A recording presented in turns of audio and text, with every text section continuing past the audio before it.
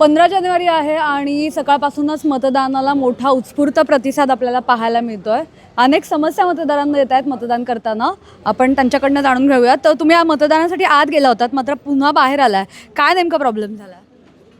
माझ्याकडे ID card voter ID card आहे जुनं. ते म्हणतात ते नवीन ID कार्ड काढून पाहिजे, नाहीतर आधार कार्ड पाहिजे. त्यांनी मला सुरुवातीला मतदानाला डिनाय केलं की तुम्हाला आत्ता मतदान करणार नाही, तुम्ही परत घरी जाऊन आधार कार्ड घेऊन या. आम्ही म्हटलं की हे तुम्हाला फक्त फोटो ID महत्त्वाचं आहे, तुम्हाला बाकीचे डिटेल्स तुम्ही आम्हाला सांगितलंच नाही की हे पाहिजे किंवा जुने वोटर ID आहे. ते म्हणतात तुम्ही ID कार्ड नवीन काढून घ्यायला पाहिजे, कलरफुल येतं ते.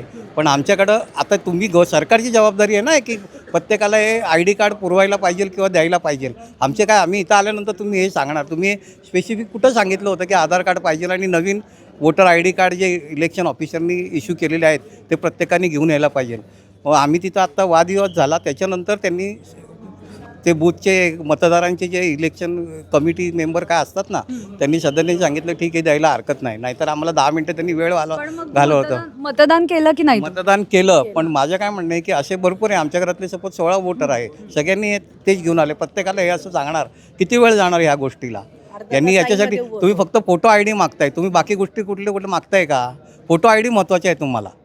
तुम्ही किती वाजता आले? किती वाजल्यापासून लाईन मध्ये? नाही, बाकी प्रोसिजर सगळी चांगली केलेली यांनी की व्यवस्थित आहे. वेळेवर आलो आम्ही, साधारणपणे 8ला आलो, 8 झाला आम्ही बाहेर आलो, म्हणजे तिथं काय अडचण नाही आहे. पण आतमध्ये गेल्यानंतर त्या इलेक्शन ऑफिसर जे पोलिंग बूथ मतदान केंद्र अधिकारी आहे जे घेतात, त्यांना ही सगळे त्यांनी नॉलेज द्यायला पाहिजे की फक्त फोटो ID कार्ड बघणं खूप महत्त्वाचं आहे. हे बाकी सगळं जुनं ID card, voter ID card हे जे आहे हे चुकीचं आहे.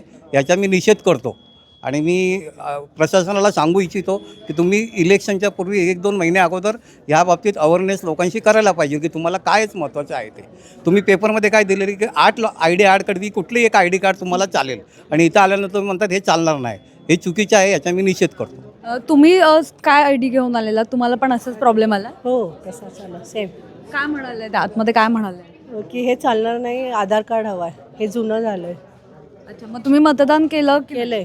म्हणजे तुम्हाला थोडा वेळ त्यांना सांगावं लागलं, भांडण करावं लागलं आणि त्यानंतर तुम्हाला मतदान करू? हो. तर अशा वेगवेगळ्या समस्या ज्या आहेत त्या येताना आपल्याला मतदारांना पाहायला मिळतात. पुण्याहून मोना यनपुरे, सिविक मिरर.